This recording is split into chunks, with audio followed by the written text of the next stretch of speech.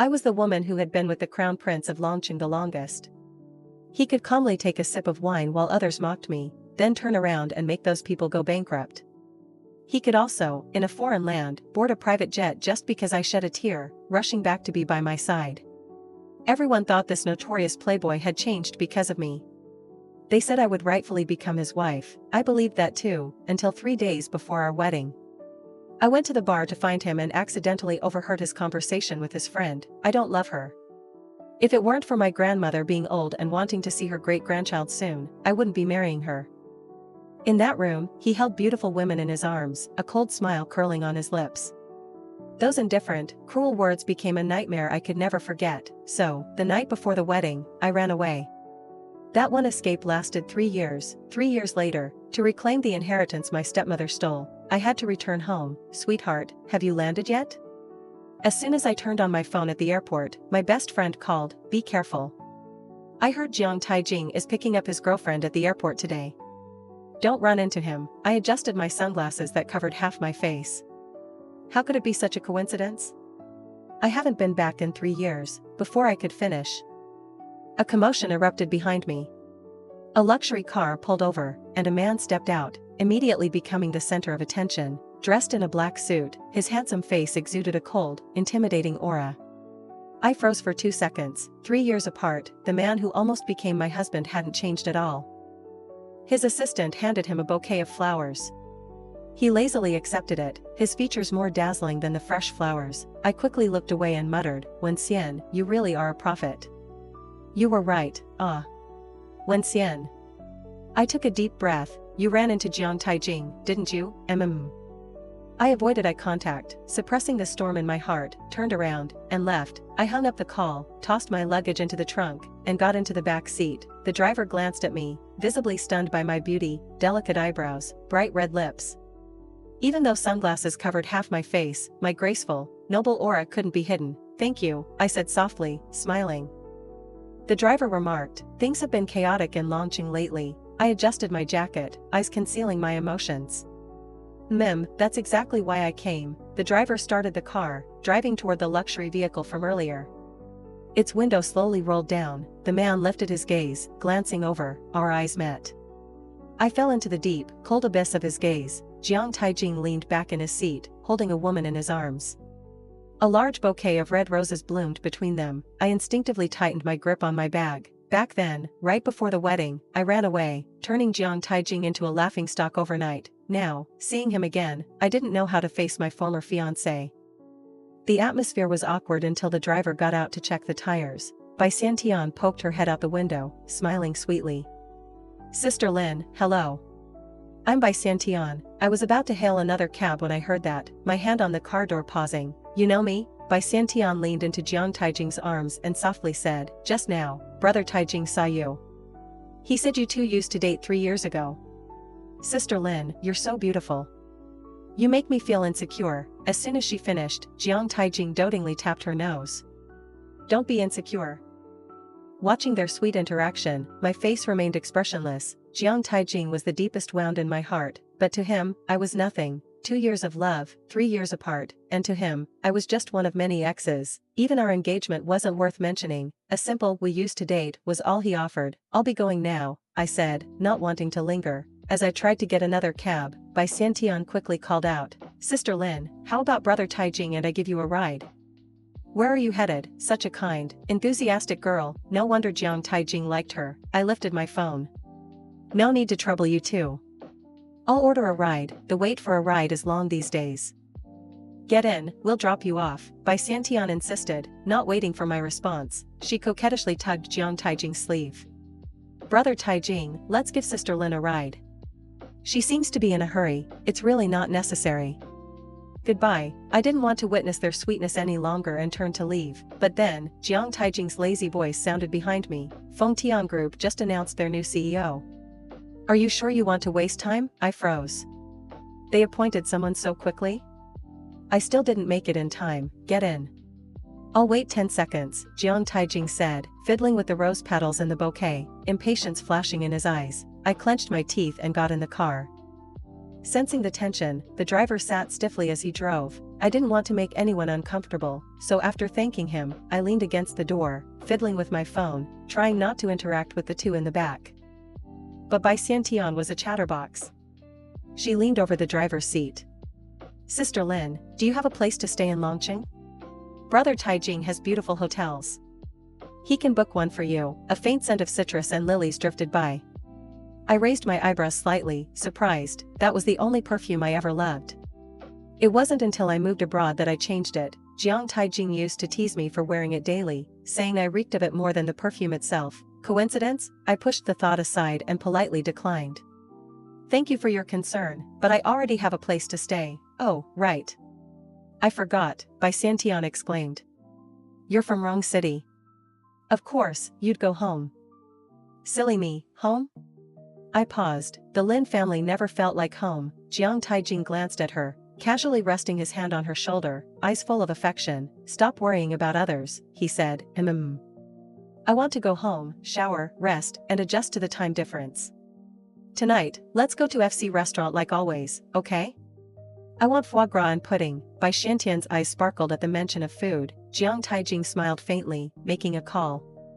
Yanjing, book a table at FC, your place is ahead. I'll pick you up at 8, he added. Okay, I'll be waiting. Bai Xiantian beamed. The two of them were so affectionate, it was as if no one else existed. I sat there, expressionless, fists clenched. Their lovey-dovey banter made me clench my fists silently. I just hoped Bai Xiantian would get off soon. I'd rather witness their sweetness than be alone with Jiang Taijing. Unfortunately, in under 2 minutes, the car stopped at her apartment. She waved goodbye, completely unbothered by the fact that her boyfriend and I would be alone. I thought to myself, I didn't have such tolerance, that's why Jiang Taijing never truly loved me. I lowered my gaze, ignoring the tense atmosphere. Suddenly, a cold voice sounded behind me. 3 years. If it weren't for Feng Tian Group, were you planning to sneak back and make some money? I reflexively turned. Jiang Taijing leaned back, eyes icy, his tone dripping with mockery. My heart tightened. When the car pulled into the underground parking, I grabbed my bag and got out, ready to leave, but footsteps approached from behind. Before I could turn, a familiar woody scent enveloped me, and I was pulled into a firm, warm chest. Jiang Taijing held my waist tightly, voice seductive with a hint of teasing. Lin Huiwan, Fengtian's already under your control. Going up there now won't change anything. If you really need money, I don't mind giving you some. We almost became husband and wife, after all. He shoved a bank card into my collar, the edge brushing my collarbone. His eyes darkened, but his smile remained charmingly nonchalant. I looked up, the distance between us so close I could feel his breath. He spoke of our past so casually, with no hint of regret or heartbreak. To Jiang Taijing, I was merely an unimportant option on his future wife list. So what if I ran away? He could easily find a replacement. I don't need anyone's money, I replied coldly, breaking free from his grip and walking toward Feng Tian. Jiang Taijing watched my retreating figure, the smile on his lips slowly fading, his deep eyes swirling with complex emotions. In the CEO's office of Dingting Corporation, Chu Yan waved his hand, calling over the man lounging on the sofa. Taijing, come try this premium peony tea. Didn't you say you'd switch to Da Hong Pao? Jiang Taijing stretched lazily, his crisp white shirt unbuttoned at the collar, his casual attire still carrying an air of arrogance. Chu Yan paused pouring the tea, puzzled. I thought you were all about Da Hong Pao now, Jiang Taijing chuckled. A little variety doesn't hurt. Just then, the secretary knocked and entered. President Chu, the new CEO of Feng Tian wants to meet about a potential partnership. She hesitated. Apparently, Miss Lin replaced Lin Taiquan as CEO. Chu Yan spat his tea out in shock. Jiang Taijing remained composed, speaking softly. She really pulled it off. You knew Lin Huiwan was back, didn't you? Chu Yan frowned, realizing the truth. That stunt at the airport, you planned it, didn't you? Jiang Taijing's expression remained that of a carefree playboy. Can't a guy pick up his girlfriend from the airport? Ha, keep pretending. You never let go, Chu Yan muttered. 3 years ago, Lin Huiwan ran away right before their wedding. Jiang Taijing had been a mess for half a month. Cousin, Jiang Taijing's voice turned low. Chu Yan realized he'd misspoken, sighing softly. He could never read his cousin's true feelings. Jiang Taijing could act deeply in love with other women, but when Lin Huiwan left, that was the only time Chu Yan saw the real Jiang Taijing, raw, emotional, Do you want to meet her? The secretary asked cautiously. Yeah, do you? Chu Yan asked pointedly. Jiang Taijing stood up, adjusting his cuffs. It's just a meeting. Can't I make that decision myself? Fine. But don't blame me when your heart gets tangled. Chu Yan shrugged. Let Lin Huiwan in, Jiang Taijing ordered. When I was led into the meeting room, there were two men inside, both with their backs to me. But I instantly recognized the crisp white shirt. I approached, smiling politely. President Chu. I pretended not to see Jiang Taijing, extending my hand to Chu Yan. Even though he had met me 3 years ago, Chu Yan was still momentarily stunned.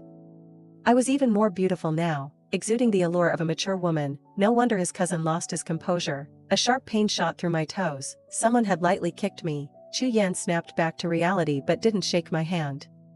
He simply gestured to the seat. Sit. I paused for a second, then calmly sat down. Jiang Taijing kept his head down, fiddling with his phone as notification sounds chimed. Miss Lin, no, President Lin now. Chu Yan crossed his legs, eyes filled with amusement. I didn't expect the new CEO of Feng Tian to be you. What a surprise, I'll take that as a compliment. I remained composed. I'm here to discuss our potential partnership. Are you interested in the new tech plant we developed? I handed over the documents. Chu Yan didn't take them. I'm easy to work with, if the terms are reasonable, meaning there's a chance we can cooperate? I asked, a hint of hope surfacing. Chu Yan chuckled, leaning back. Don't be in a hurry, President Lin. I haven't finished speaking. I value a partner's integrity the most. I tensed slightly. Chu Yan smiled wider. 3 years ago, you cancelled your engagement and disappeared.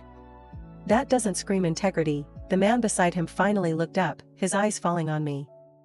I clenched my fists on my lap. Chu Yan slid the documents back. With your history of bailing, how can I trust you won't break a contract on a whim? The room fell silent. I found my voice. We can add a clause. If my side damages Dingting's interests or unreasonably breaks the contract, we'll pay double the compensation. Compensation? Chu Yan changed positions, eyes playful. Or, you could explain why you ran from your wedding. Ah, so this was about avenging his cousin. 3 years ago, everyone thought I was heartless, abandoning Jiang Taijing at the altar. They all believed in his love for me, even I had believed it. Jiang Taijing sneered, voice dripping with sarcasm. Don't want to explain? You can leave now. My cousin's just curious, I don't care why you ran. Chu Yan sighed. He glanced repeatedly at his cousin. If I explain, will you consider the partnership? I asked, of course. I love hearing about people's private drama, Chu Yan said, chin resting on his hand. I didn't love him anymore, I replied calmly. Didn't want to marry him. But I couldn't explain to both families, so I left. Jiang Taijing sneered. Oh? You fell out of love that fast, he patted Chu Yan's shoulder. Cousin, if my dad asks why the wedding didn't happen, don't blame me, she changes her mind too quickly. His smile was carefree, but his eyes held something deeper. I kept my composure. I've explained. I hope you'll keep your word about the partnership. Chu Yan frowned, about to refuse, when Jiang Taijing suddenly asked, didn't you scold Xiao Du to tears yesterday? Chu Yan was stunned. Why bring that up? She just started, 3 months in, no deals yet. She came crying to me. Can't you be gentler? Jiang Taijing teased, rising to leave. The secretary blinked in shock. That Xiao Du, isn't she the freckle-faced new hire? The secretary thought. Stunned. Before she could react, I had already left. Chu Yan sighed. Leave the documents, I'll review them and get back to you. Leaving Dingting, I finally felt a sense of reality. I'd secured the partnership, but fate wouldn't be so kind. The overcast sky suddenly poured rain. A Maybach pulled up beside me. The window rolled down. Get in, Jiang Taijing ordered. I didn't move. You can get in, or forget the Dingting partnership, he added. I froze. Reluctantly, I circled around, getting in, only to realize I'd instinctively taken the front seat. Memories flooded back, our past dates, the jasmine bouquet always waiting in this seat. I reached for the door, ready to switch seats. Jiang Taijing locked the doors, stepping on the gas. I don't need you to drive me, I protested. You can't use the partnership to control me. He drummed his fingers on the wheel. I'm used to doing what I want. You only just noticed? Of course, your arrogance is nothing new, I snapped. He chuckled. 3 years, and your sharp tongue hasn't changed. Only Jiang Taijing could tear down the cold facade I showed others. You must have a reason for forcing me in, I accused. Why should I? Can't I be a nice guy, seeing it's raining, and drive you home? I snorted. You, nice? Spare me. I thought you'd hate me after the wedding fiasco, but here you are, playing chauffeur. Drop me at that restaurant. I'm starving. He ignored me, speeding past the restaurant. Jiang Taijing, this is too much. What do you want? Without warning, he slammed the brakes.